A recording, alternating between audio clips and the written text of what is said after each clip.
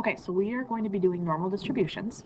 So if this is all of the heights of 70 12th graders at a school in centimeters, what we're going to look at is we are going to come up with each of our different analysis. So in words, what would you expect the heights of 70 students to be? So for instance, are there more people that are short? Are there more people that are tall? Are there more people that are in the middle? Like, where do you think it would be? So when you look at the data, sometimes it's a little harder. Some people said it was in the middle. So what we're going to do is we're going to represent this as a histogram. So when you do your histogram, think about what values do you have to include. So would you include like 40? No. The lowest height is 152. So therefore, when you're using your histogram, where might you start it at? 150? Where would you end it? 195, 200. So see if on your grid you can fit those values by counting by ones. That way you don't have to overly guess. So since we are able to get those to fit by counting by ones, we're going to skip this one tick mark in because this would be 0. So therefore, we're going to start this at 150. And then I tick marked out so it counts by every 1, but I marked out every 5 because now I can do my histogram in terms of 5. So I'm kind of lumping all of those people together instead of doing single ones because that's going to be a little harder to see in terms of where it's spread out. So go ahead and count all of those values that fit between 150 and 155 and represent the histogram for that. So when you look at the graph, so what you guys anticipated was that you had a few more extra people taller in the height. So once you graph the histogram with it, you can visually see it so much better. And this is a really helpful piece when you guys do these, is sometimes you're going to think it's that and it's not. Just by looking at numbers, it's kind of hard to see. Again, you have a bunch of numbers that are in the 170s and the middle 160s, but by actually graphing this, you can definitely see a lot better. So going back to our questions, problem 3 said, where is the peak of the histogram? Good, 170 to 175. And again, I included my low end numbers, so I included 170, I included 165. When we actually get into normal distributions, it won't matter whether it actually equals it or not, but when we do histograms, it does. You just have to be consistent. So what does that peak represent? We kind of talked about that. That's where the most number of people fall, right? So that's that height where we have the most number of people. And thinking about, yes, averages, you're going to look at a lot of those averages that'll be there. Is your histogram roughly symmetrical? No. Is there symmetry more or less in here? No. There's the 160, but it's so much bigger. So this one is a little bit bigger, I agree. But otherwise, do we have like a nice little curve going besides maybe this guy here? Yeah. Yeah, so this is what a normal curve approximately looks like. So if I were to draw a curve between like the midpoints of all of these data, because obviously it's hard to do it with the whole thing. So if I were just to try to draw a smooth curve between these, it's not very smooth. Oh, not at all. But you kind of get that normal curve shape. So connecting those midpoints, again, drawing that smooth curve to the best of your ability, it looks kind of like that when I take it off the graph. So this curve is called a bell curve. Or a normal distribution. It's another name for it, is a normal distribution. So thinking about other things that would happen, can you think of any other data that if we were to graph it, it would have this curve to it? So weight, you have some people that are really light, some people that are really heavy, many more that are in the middle. So that would be that bell curve. Shoe size, absolutely. Some people wear like a size 5 or 6. Some adults wear a 12. I'm just doing women right now. And then lots and lots of people are kind of in that middle range, that like 7, 8 range, maybe 9 range. So yeah, absolutely. The length of your pointer finger. The length of your pointer finger, sure, that is very creative. Some people are going to have short pointer fingers, some people have longer pointer fingers. Arms, I was just talking to my coworker, I have very short arms, very short arms. So when I stand, my sleeves typically cover my hands because I have short arms for my height. But yes, absolutely. Any kind of length of body part will kind of follow that situation. Good. So a normal distribution is roughly symmetrical about its central value. Roughly symmetrical. They are not going to be perfect. We're going to deal with a lot of real world situations, so it can't be perfect. It has this bell shaped where the majority of measurements are grouped around that central value. So take a look at that data that we just worked with. I want you to calculate the mean, the median, and the mode for that data, and then we're going to talk about what we notice about it. So use your calculators, put the data in your calculator, and you can put it in a list, otherwise you can do it by hand, totally up to you. Calculate the mean, median, and mode for that data. 171.1. Mean is 171.1. Excellent. What is the mode? 170 is the mode. And what is the median? Sorry, I flipped them. 171. And what do you notice about those three numbers? Huh. Do you think that's a fluke? No. Nope. So if we have a perfect normal distribution, it is bell-shaped. It is symmetrical. And it's named Geneva. About the mean, which we use mu. So you're going to use the word mu or the letter mu. Remember, mu looks like this. That means mean.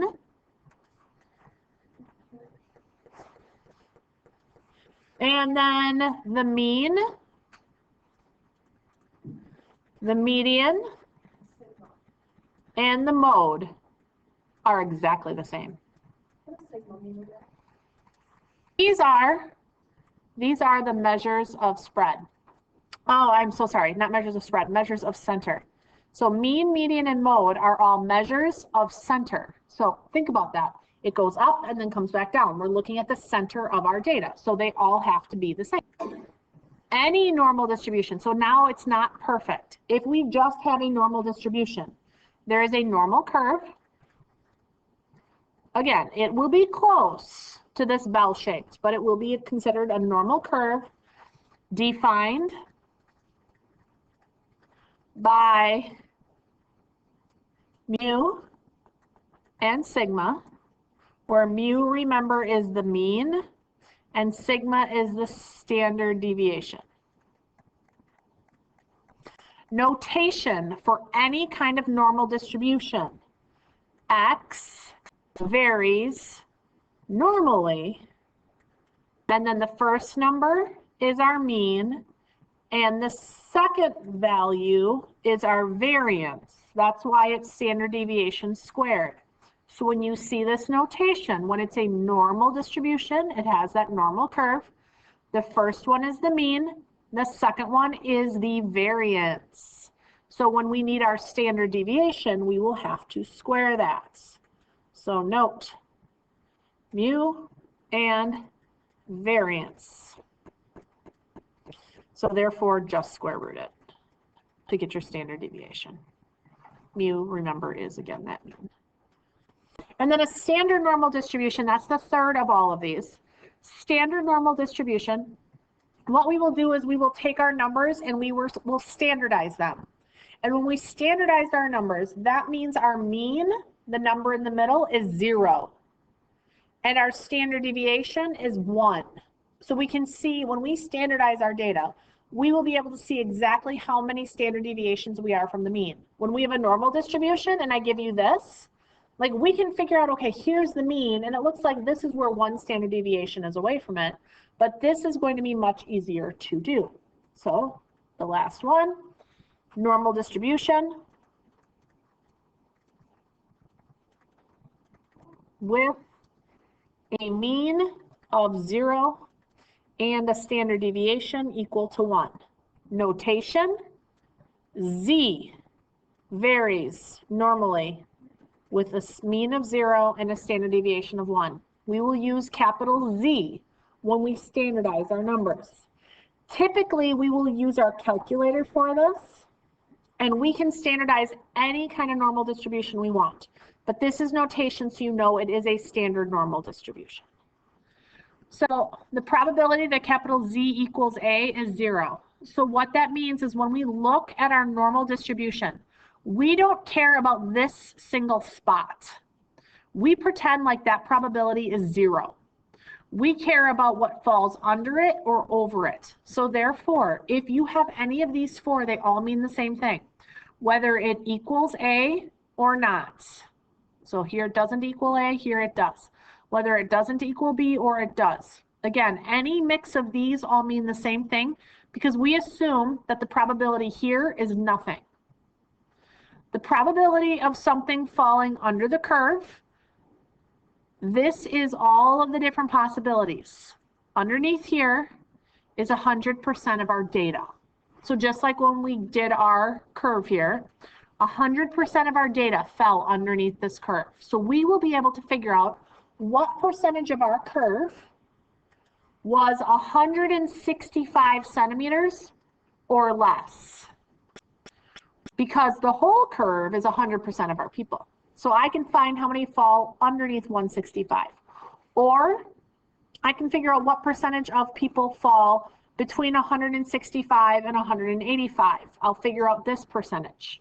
So I can count all of these people and put them over my total. But what we end up doing is by normalizing this, we will be able to quickly find some of those percentages. And that's the part that we're going to get into here in just a couple of minutes, is figuring out where those, what percent fall. With our notation here, since we have Z, that means we have a standard normal. It doesn't really matter whether it's Z or something else. We know this is standard normal because we have a low end of 0, a mean of 0 and a standard deviation of 1.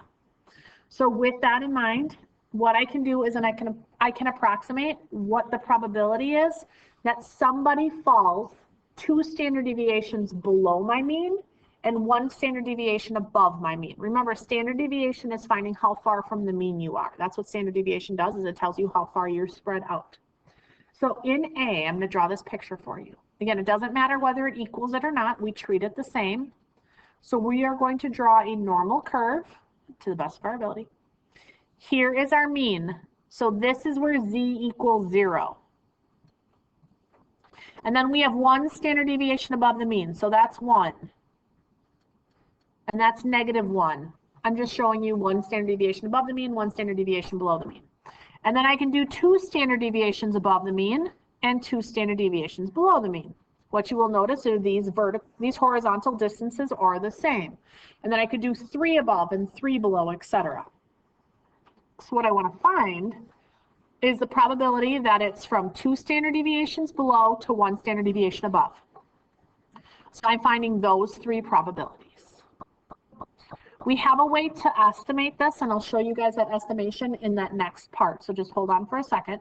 But what we can do is we can use our calculator, and it will tell me exactly what percent of people fall between 2 standard deviations below the mean and 1 standard deviation above the mean.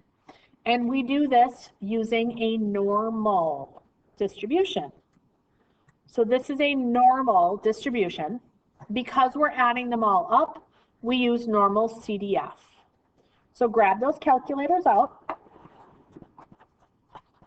And just like we did yesterday, go into normal distribution. And then it'll give you a lower bound, it gives you an upper bound, and then it gives you the mean and standard deviation. So if you don't have the things, that's what it's telling you. They want to know what a low number is, what a high number is, and then list the mean and standard deviation. So in this problem, we have a low end. The low end is 2 standard deviations below the mean. So we start with -2. So just type in -2. The upper bound, we go to 1 standard deviation above the mean. That's 1. And then since this is a standard normal, we know our mean and our standard deviation, 0 and 1.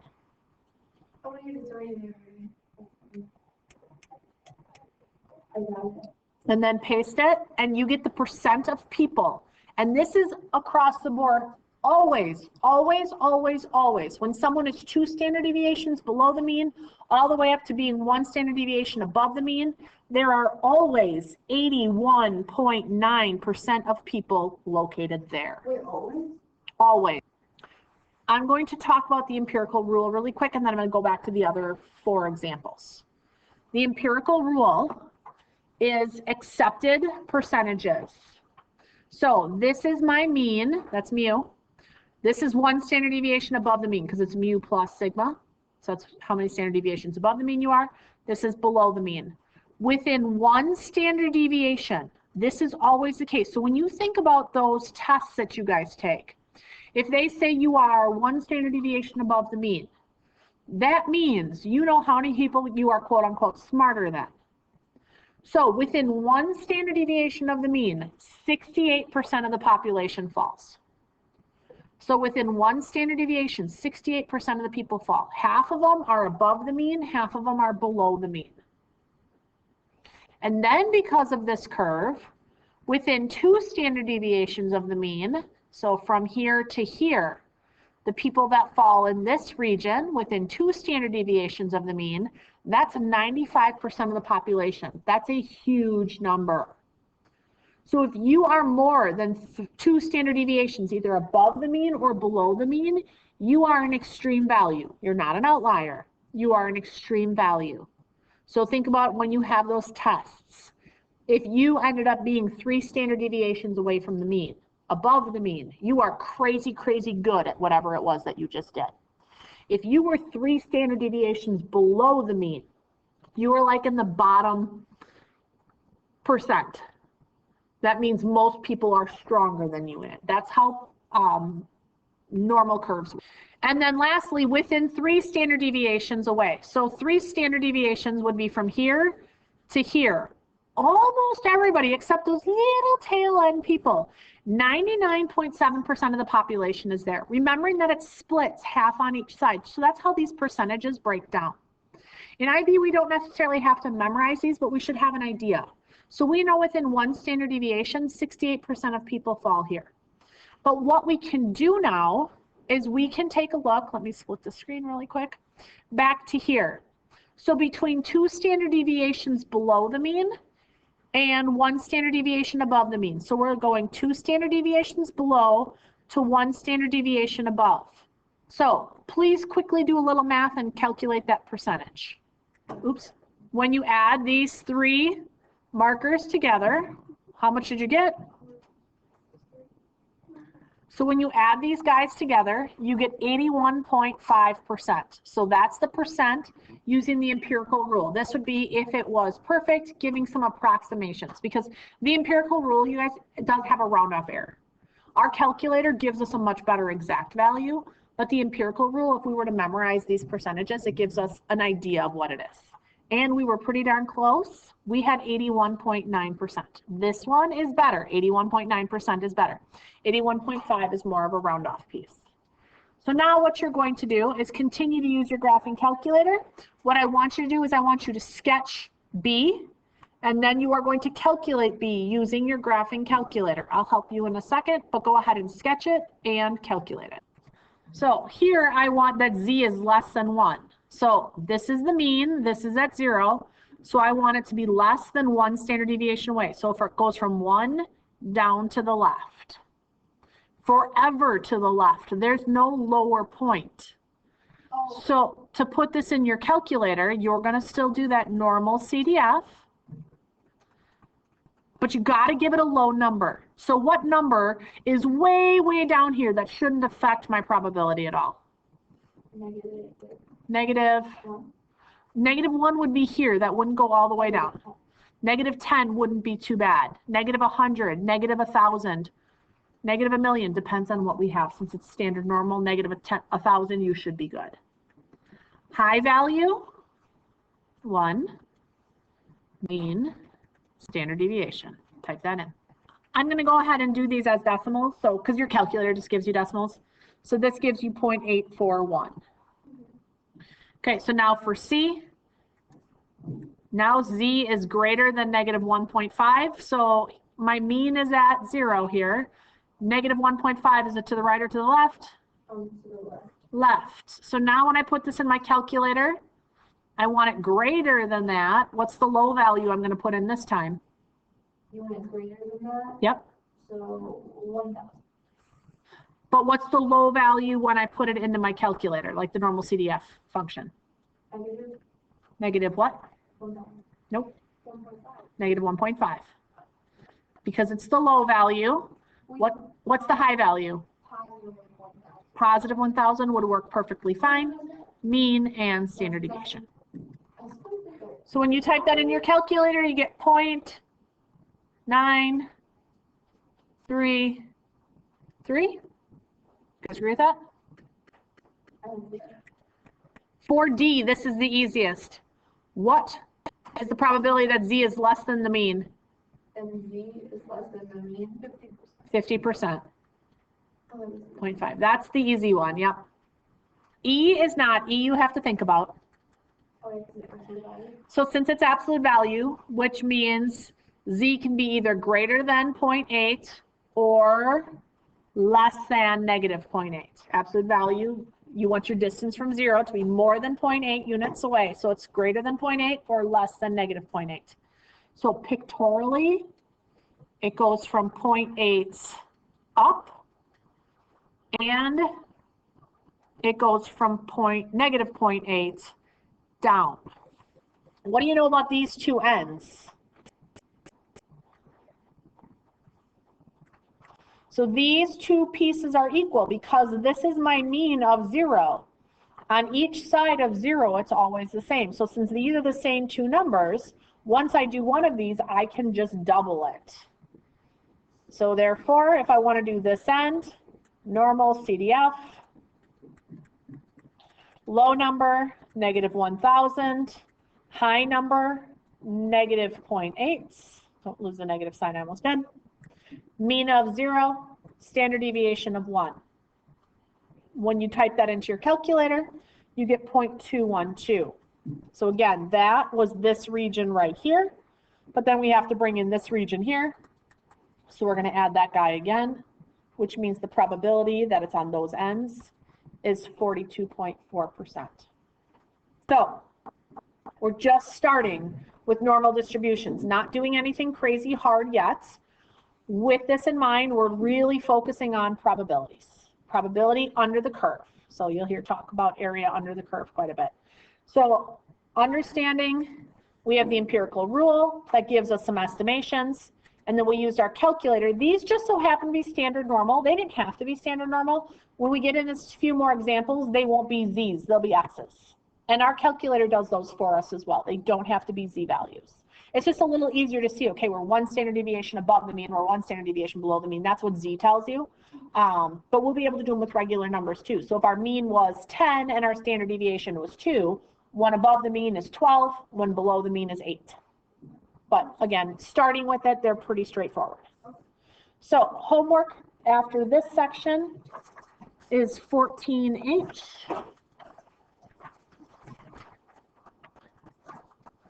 Numbers 1 to 5. Not a lot of problems. We have quite a bit to do tomorrow, which means less homework time tomorrow, but at least this gets us through the start.